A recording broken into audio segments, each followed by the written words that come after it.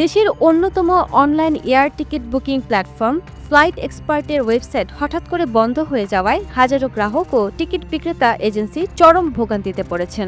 অনলাইনে চটকদার বিজ্ঞাপন দিয়ে প্রায় ১০০ কোটি টাকা হাতিয়ে নিয়ে প্রতিষ্ঠানটির মালিক দেশ ছেড়ে পালিয়েছেন বলে গুঞ্জন উঠেছে।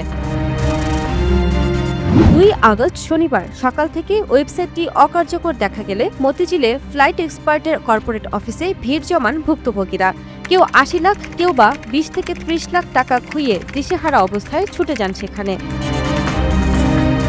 ভুক্তভোগী গ্রাহকরা জানান, ফ্লাইট এক্সপার্ট থেকে লাখ লাখ টাকার টিকিট কিনেছিলেন তারা, কিন্তু সন্ধ্যার পর থেকে মোবাইলে ইস্যুকৃত টিকিটের রিফান্ড মেসেজ আসতে শুরু করে, যা শতাধিক ভুক্তভোগীকে বিপাকে ফেলেছে।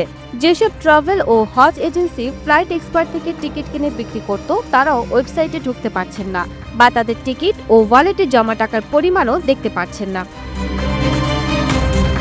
যদিও প্রতিষ্ঠানটির কর্মকর্তারা ইস্যু করা টিকিটের রিফান্ড না করার আশ্বাস দিয়েছেন, তবে অন্য এজেন্সি থেকে ইস্যু করা টিকিটের ব্যাপারে কোনো নিশ্চয়তা দিতে পারেননি। এ সময় কর্মকর্তারা কোম্পানির এমডির গোপনে দেশত্যাগের বিষয়টি স্বীকার করেন। ফ্লাইট এক্সপার্টের হোয়াটসঅ্যাপ গ্রুপে প্রতিষ্ঠান বন্ধের বিষয়টি গণমাধ্যমকে নিশ্চিত করেছেন সিইও সালমান বিন রশিদ শাহ সাইম। তিনি সহকর্মীদের উদ্দেশ্যে লিখেছেন, তিনি একটি পরিকল্পিত বিশ্বাসঘাতকতার শিকার হয়েছেন ও এর পেছনে সাইদ হোসেন ও সাকিব নামে দুজন জড়িত। তার অভিযোগ, ৩১ জুলাই মিটিংয়ে তারা সব দায় তার উপর চাপিয়ে দেন ও তাকে নিজের অবস্থান ব্যাখ্যা করার সুযোগও দেওয়া হয়নি। তিনি আরও জানান, শনিবার সকালে তারা প্রায় ৩ কোটি টাকা তুলে নেন ও তারপর কোম্পানির কার্যক্রম সম্পূর্ণরূপে বন্ধ হয়ে যায়। দায় চাপানো ও হুমকির পরিপ্রেক্ষিতে তিনি শারীরিক ও মানসিক নিরাপত্তার জন্য ছুটিতে যেতে বাধ্য হয়েছেন এবং এভাবে সরে যাওয়া তার উদ্দেশ্য ছিল না বলে দুঃখ প্রকাশ করেছেন।